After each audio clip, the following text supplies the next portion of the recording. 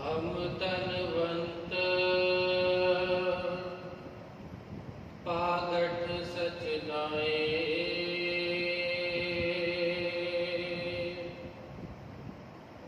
हर गुण गाए सहज सुभाव।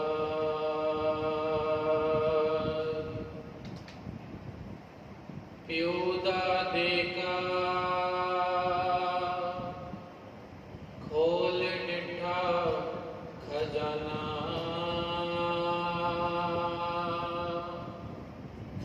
ता मेरे मन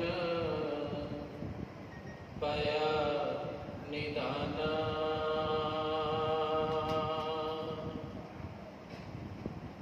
रतन लाल जाका कछु ना मोल, परे पंडाल अकूट अतोल।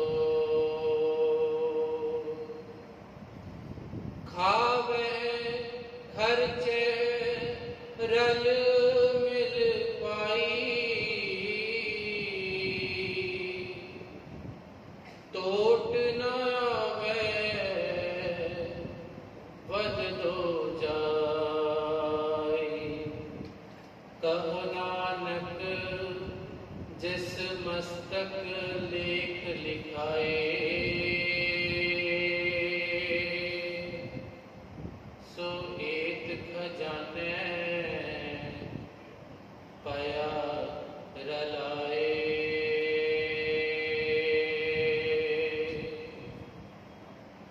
बादशाह दरवेश जुगो जुगटल चवर शतर तख्तां दे मालक, मनुखता दे महान रहबर धन धन साहिब श्री गुरु ग्रंथ साहिब जी महाराज, तिन्हां दी मुबारक गोद अंदर जुड़ बैठी गुरु की प्यारी साध संगत जी बड़े भागा वाले हो, जो अमृत वेले तो लैके विशेष दीवान दे विच आप सारे ही हाजरियां लगवा रहे हो। आओ बचना की सांझ करने तो पहला दोवें हाथ जोड़ के शीश श्री गुरु ग्रंथ साहिब जी महाराज अगे झुका के अदब अते सत्कार दे नाल सारे गज-वज के बुलाओ फतेह। आखो वाहिगुरु जी का खालसा, वाहिगुरु जी की फतेह। साध संगत जी कल आपां विचार कीती कि गुरु की लोड़ क्यों है। अज असी प्रकाश दिहाड़ा मना रहे हैं धन धन साहिब श्री गुरु ग्रंथ साहिब जी महाराज का।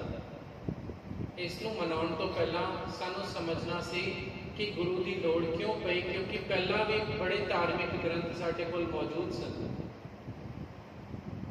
जदों असी इतिहास पढ़ते हैं तो देखते हैं कि रामायण जदों उच्चारण की गई तो बाद दे विच उच्चारण की गई, गीता जदों लिखी गई बाद विच लिखी गई। जदों उच्चारण की गई उहदे च 8000 श्लोक सन, पर जदों लिखी गई उस श्लोक 24000 हो गए। पर गुरु साहिबाना ने इस गल नूं समझिया ते जदों बाणी उच्चारण की नाल दे नाल बाणी लिखी ते बाणी नूं संभाल के रखिया। साध संगत जी बाणी दे विच वचन आउंदा है, साहिब जिसका नंगा भुखा होवे तिसदा नफर किथों रच जाए। जिसदा मालक आप नंगा भुखा होए वो अपने नौकर चंगी रोटी किवें दे सकता है। वो अपने नौकर नूं वही कुछ देगा जो मालक दे कोल आप होएगा। अज असीं जदों अपने मालक नूं देखते हैं धन धन साहिब श्री गुरु ग्रंथ साहिब जी महाराज, अज इन्हां दी बदौलत लखां लोकां नूं, लखां भुखे लोकां नूं लंगर मिलदा है। साडा साहिब साडा मालक इन्नी उच्ची अवस्था वाला है जिहड़ा किन्नियां नूं रिजक दे रहा है। बाणी कहती हम तनवंत पागट सच नाए, असी तनवान ते साडे पाग बहुत चंगे ने। अज दे युग दे विच जदों इंसान अरदास करता ना, दो चीज़ां मंगदा है।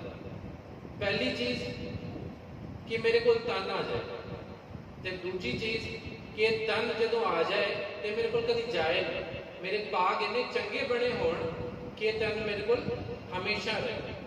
बाणी ने गुरु अर्जन देव जी महाराज जी ने वचन किया, हम तनवंत पागट सच नाई, कि असी जिहड़े हाँ सिख ये अत दे धनी धनाण ते नाल दे नाल साडे पाग बड़े चंगे ने।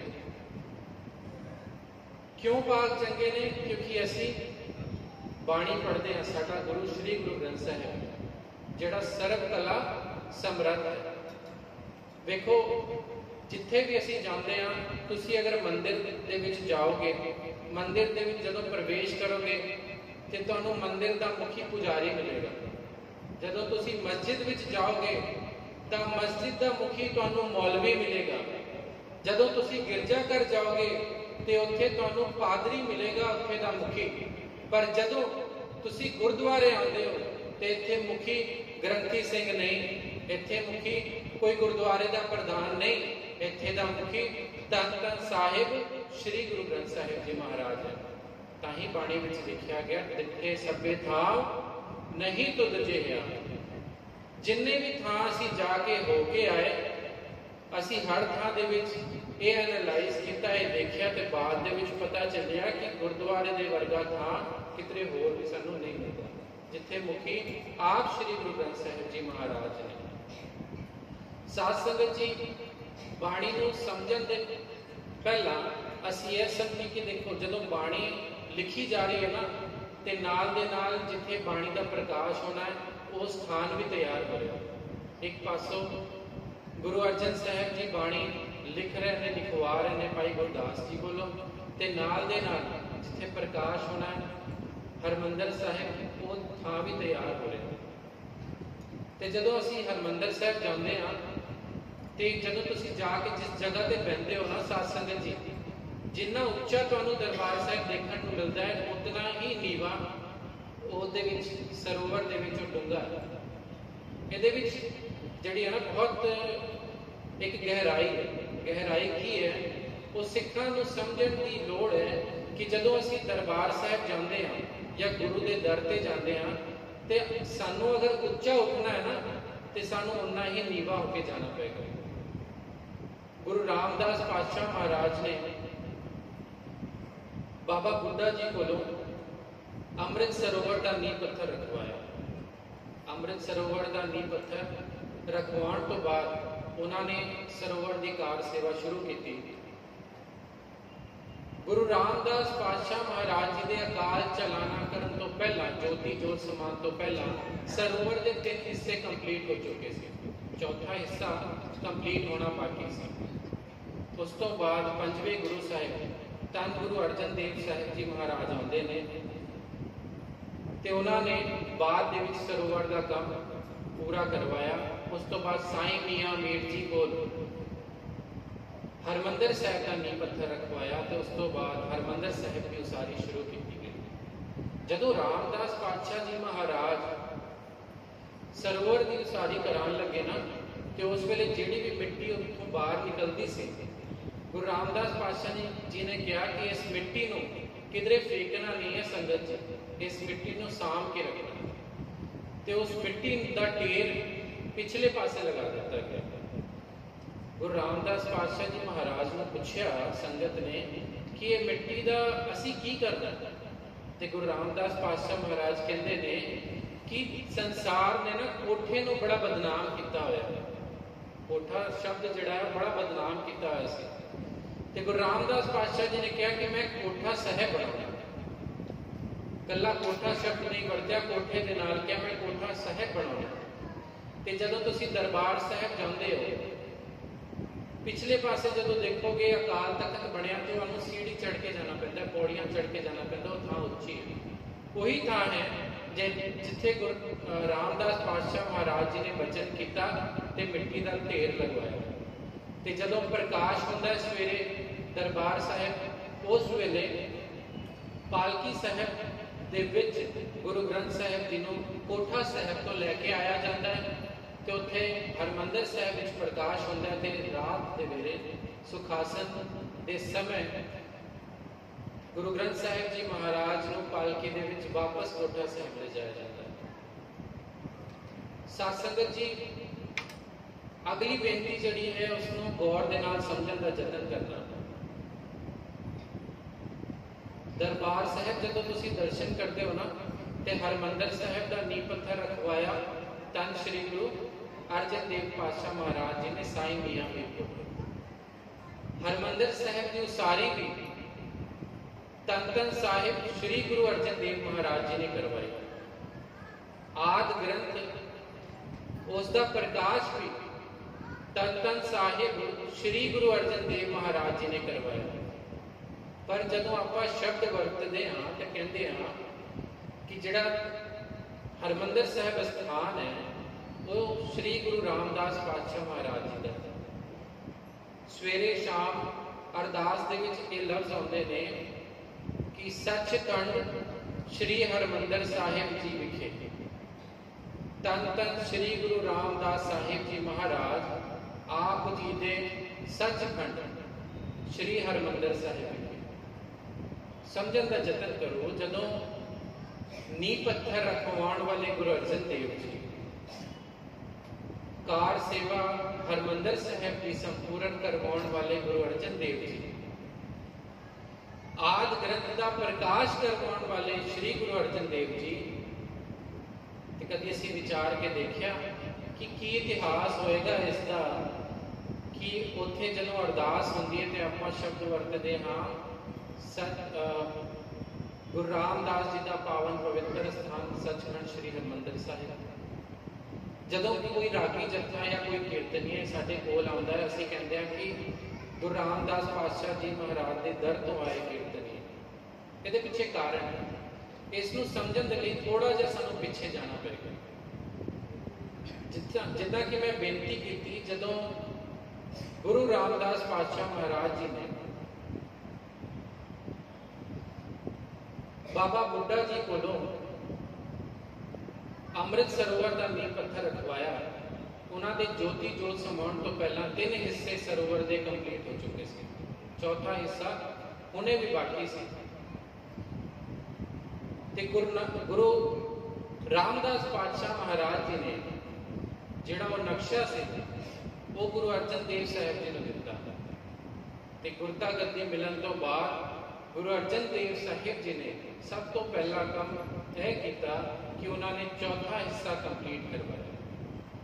ਚੌਥਾ ਹਿੱਸਾ ਕੰਪਲੀਟ ਕਰਵਾਉਣ ਤੋਂ ਬਾਅਦ ਉਹਨਾਂ ਨੇ ਹਰਮੰਦਰ ਸਾਹਿਬ ਬਣਾਇਆ।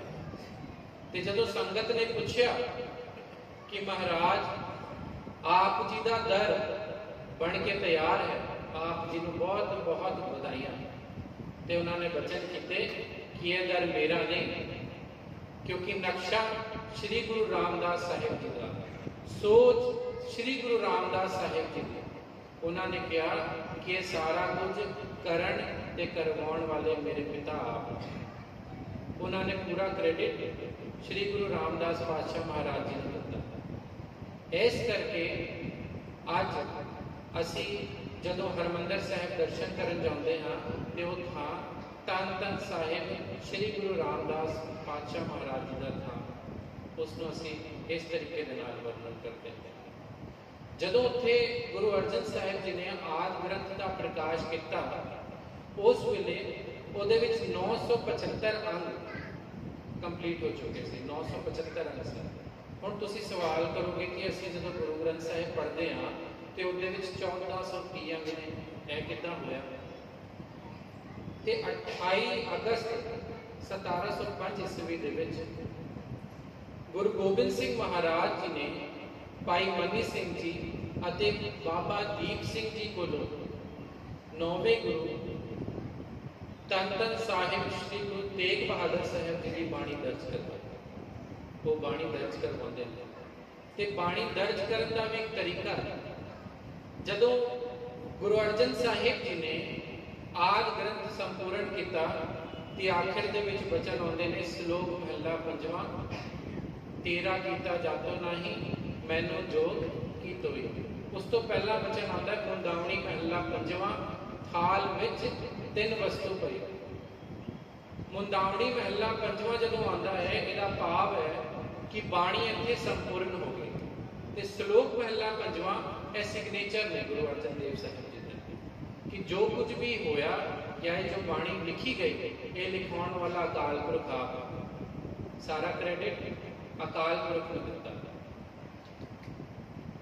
जदों साध संगत जी मुंदावणी को समझण का यतन करिए कि मुंदावणी है कि गुरु अर्जन देव पातशाह महाराज वेले जदों राज दरबार लगते से ना, ते जदों एक राजे को दूसरे राजे को कुछ संदेश भेजना होता सी जिहड़ा टॉप सीक्रेट हो, वो राजा नहीं चाहता कि ये गल किसी भी दूसरे बंदे को पता लगे, तो एक चिट्ठी लिखता से, चिट्ठी दे विच वो अपना मैसेज पा दिंदा से, ते उस तो बाद चिट्ठी नूं बंद करके उहदे उत्ते लिखिया जांदा सी मुंदावड़ी।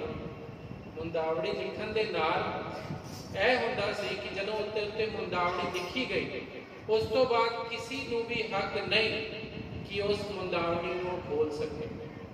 इत्थे तक कि उस राजा के परिवार नूं भी हक नहीं, किसी मंत्री नूं हक नहीं, किसी नूं भी हक नहीं। ते जदों गुरु अर्जन साहिब जी ने आदि ग्रंथ संपूर्ण किया, उन्होंने आखिर दे विच दर्ज किया मुंदावणी महला पंजवां भाव कि बाणी इत्थे संपूर्ण हो चुकी है। इस तो बाद इहदे विच बाणी ऐड नहीं की जा सकती। बाणी ऐड कौन कर सकता है? केवल ते केवल गुरु कर सकता है। जिवें राजा महाराजा के समय होंदा सी कि जदों मुंदावणी चिट्ठी लिख दी गई, जदों चिट्ठी दूजे राजे के कोल पहुंची, वो मुंदावणी नूं खोलदा सी, खोलन तो बाद अगे अपना मैसेज लिखदा सी, उस तो बाद मुंदावणी बंद की जाती सी। ठीक इसे तरह जदों दशम पिता श्री गुरु गोबिंद सिंह महाराज जी ने तेग बहादुर साहब जी की बाणी दर्ज की, उन्होंने मुंदावणी नूं खोलिया, खोलन तो बाद गुरु तेग बहादुर साहब जी की बाणी वापस दर्ज की, ते उस तो बाद फिर मुंदावणी लगा के उस बाणी नूं संपूर्ण किया, बंद किया। क्योंकि जे आप विचार करिए अगर इदा नहीं होंदा तो मुंदावणी पहला आनी सी, बाद दे विच नौवें श्लोक आने सी, पर मुंदावणी असीं पढ़ते हैं बाद दे विच आंदी। इहदा एक कारण है साथ संगत, ये छोटियां छोटियां गल्लां ने जिसनों सानू विचारन की लोड़ है, जिसनों सानू समझण की लोड़ है। अज आपां गुरु ग्रंथ साहिब जी महाराज का पहला प्रकाश दिहाड़ा मना रहे हैं। इस तो पहला भी कई बार असीं प्रकाश दिहाड़ा मना चुके हैं। आओ अपने मनां दे अंदर झात मार के देखिए कि जिहड़े प्रकाश दिहाड़े या जिहड़े गुरपुरब असीं मना रहे हैं उसका लाभ साडे जीवन दे विच की हो रहा है। तुसीं अपने आप को कंपेयर करो कि पिछले साल जदों तुसीं प्रकाश दिहाड़ा मनाया ते अज जदों तुसीं मना रहे हो, तुहाडे विच कोई चेंजिस ने, कोई बदलाव ने? आपां सारे इत्थे इकट्ठे होकर बैठे हाँ, बाणी दीयां विचारां सुन रहे हैं। जदों इत्थे बाहर जावांगे, दरवाजे तो बाहर निकलांगे ते अपने मनां नूं इह सवाल करो कि अपना समा असीं गुरु ग्रंथ साहिब नूं दित्ता, असीं बैठ के कीर्तन सुन के आए, ते कोई एक बदलाव, कोई एक चेंज जिहड़ा असीं अपने जीवन दे विच लैके आ रहे हैं? कल्ले बैठ के बाणी सुन के, कथा सुन के गल नहीं बननी साध संगत जी, जदों तक इसनूं अपने जीवन दे विच नहीं लैके आवांगे। जदों असीं सवेरे दस्तार सजाउंदे हां ना, सिंघो मैं बेनती करां, अपना चेहरा जदों तुसीं शीशे दे विच देखदे हो ते तुहानूं महसूस हुंदा है कि तुसीं गुरु गोबिंद सिंह जी दे पुत्तर हो, कि तुहाडा चेहरा गुरु पिता श्री गुरु गोबिंद सिंह महाराज जी के नाल मिलता है? जे तो मिलता है तो वाकई दे विच असीं सच्चे सिख हां। पर जदों असीं झात मारते हैं तो पता लगता है ना कि कई ऐसे सिख ने जिहड़े सिखां दे घर तो पैदा होए पर उन्होंने केश कतल करा लिया, उन्होंने अपना दाड़ा ट्रिम करा लिया, उन्होंने लग्या कि इदा करके असीं सोने हो जाओगे। साध संगत जी सोने तक ही होना, इदा करन दे नाल हो सकता है तुसीं चंगे दिखो, हो सकता है, पर ऐसा सच नहीं।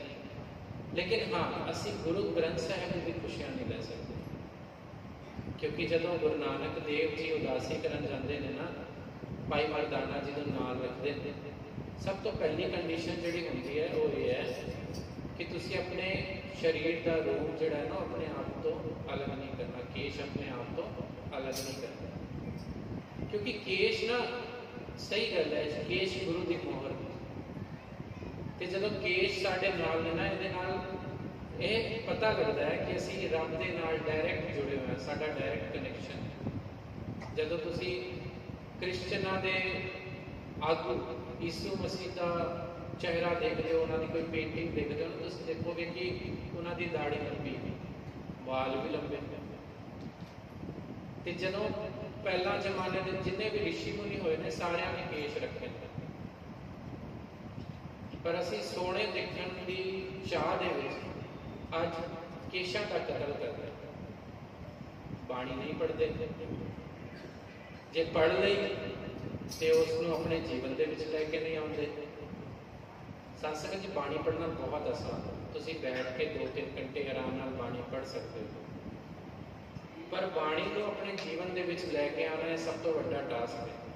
क्योंकि कल मैं बेनती की सी, सिक्खी 2 चीज़ों के उत्ते चलती, थ्योरी तो एक प्रैक्टिकल। थ्योरी असीं इत्थों लै लैंदे, असीं रोज़ बाणी पढ़ते हैं, थ्योरी सानूं हासिल हो रही है, पर प्रैक्टिकल का असीं प्रैक्टिकल कदों करना? प्रैक्टिकल इदां होएगा कि जदों असीं समाज दे विच विचरांगे, सानूं जदों होर धर्मां दे लोग आके मिलणगे, साडा पहनावा साडी लाइफ स्टाइल देखणगे, तो उन्हां नूं ये एहसास होना चाहिए कि यह है गुरु का सिख। सिख इदां होंदे ने, ते सिख जदों इदां है तो इहदा गुरु किदां दा होएगा वो आप अंदाजा लगा लैणगे, सानूं दस्सण दी लोड़ नहीं पई। साध संगत जी, अज जदों तुसीं इस दरवाजे तो बाहर जाओगे, कोई भी एक चीज़, कोई भी एक बदलाव तुसीं अपने जीवन के विच लैके आना, तुसीं अपने मन के विच सोच लो तुसीं की करना। जे तुसीं बाणी पढ़ते पे हो, बाणी ज़्यादा पढ़नी, जे नहीं पढ़ रहे बाणी पढ़नी है इसमें। जे बाणी पढ़ रहे तो बाणी के विचार भी करनी है, संगत के विच बैठना है। जे बाणी के विचार भी कर रहे तो इस बाणी को अपने जीवन के विच लैके आना।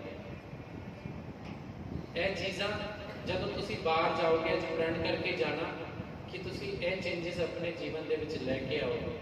तो जिहड़ी भी संगत इत्थे मौजूद है, जिन्हें ये हुण तक सोच लिया कि वो चेंजिस लैके आउणगे, जयकारा छड्ड देण सत्संगत। बोले सो निहाल। सत्संगत जी, अति धन्नवादी हाँ गुरुद्वारा प्रबंधक कमेटी दे, ते खास करके इस्त्री सत्संग दे, जिन्हां दी बदौलत आप साध संगत के दर्शन करने का सुभाग भरिया समा प्राप्त होया। आप जी ने बड़ा मान दिता। साध संगत जी, 1-2 मिनट की बेनती हो, क्योंकि मैं इत्थों ही उठ्या, तुहाडे विचों ही, ते मेरे दिल की गल है कि जदों बचपन के कैंप के आंदा से ना, पढ़ाने वाले तुसीं सारे हो, तुहानूं पता है, तो तुसीं सारियां ने मिल के इस काबिल बना दिता कि अज दास नूं इत्थे बिठा दिता। ये तुहाडी देन है साध संगत। शुकराना धन धन साहिब श्री गुरु ग्रंथ साहिब जी महाराज का, जिन्हां दी बदौलत ये ज्ञान हासिल होया कि आप संगत दे विच कुछ बोल सके। अति धन्नवादी हाँ पम्मी आंटी जी ने, नाम मैनूं नहीं पता, माफ करना, सरबजीत कौर, परमजीत कौर, माफ करना साध संगत जी, इन्हां दे बहुत धन्नवादी हाँ जिन्हां ने समा बख्शा ते हर बारी प्यार देते हैं। पिछले बार भी बड़ा प्यार दिता है। गुरुद्वारा प्रबंधक कमेटी का, समूह साध संगत का, ते कोटान कोट शुकराना श्री गुरु ग्रंथ साहिब जी महाराज जी का, जिन्हों ने आप बाणी की कथा करवाई, इतिहास की कथा करवाई। साध संगत जी, छोटी जी बेनती, तुसी जिहड़ा ये गुरुद्वारे का इंटीरियर बनाया, ये लिए तुहानूं कोटान कोट बधाई। ते सब तो ज़्यादा बधाई इस गल की कि तुसी महाराज जी का प्रकाश ਪਾਲਕੀ ਦੇ ਵਿੱਚ ਨਹੀਂ ਕੀਤਾ, ਖੁੱਲਾ ਪ੍ਰਕਾਸ਼ ਕੀਤਾ, ਕਿਉਂਕਿ ਬਾਣੀ ਦੇ ਵਿੱਚ ਪੜ੍ਹਦੇ ਨਾ ਅਸੀਂ ਖੁੱਲੇ ਮਾਫ ਕਰਨਾ ਅਰਦਾਸ ਦੇ ਵਿੱਚ ਪੜ੍ਹਦੇ ਹਾਂ ਖੁੱਲੇ ਦਰਸ਼ਨ ਦੀਦਾਰ ਅਤੇ ਸੇਵਾ ਸੰਭਾਲ ਸਕਦਾ। ਇਹ ਤਾਂ ਖੁੱਲੇ ਦਰਸ਼ਨ ਗੁਰੂ ਸਾਹਿਬ ਦੇ ਹੁੰਦੇ ਨੇ। ਤੇ ਜੋ ਵੀ ਸੇਵਾ ਆਪ ਜੀ ਨੇ ਰਲ ਮਿਲ ਕੇ ਕੀਤੀ ਇਹਦੇ ਲਈ ਆਪ ਜੀ ਦਾ ਕੋਟਾਨ ਕੋਟ ਧੰਨਵਾਦ ਤੇ ਬਹੁਤ ਬਹੁਤ ਵਧਾਈਆਂ ਆਪ ਸਾਰਿਆਂ ਦੇ।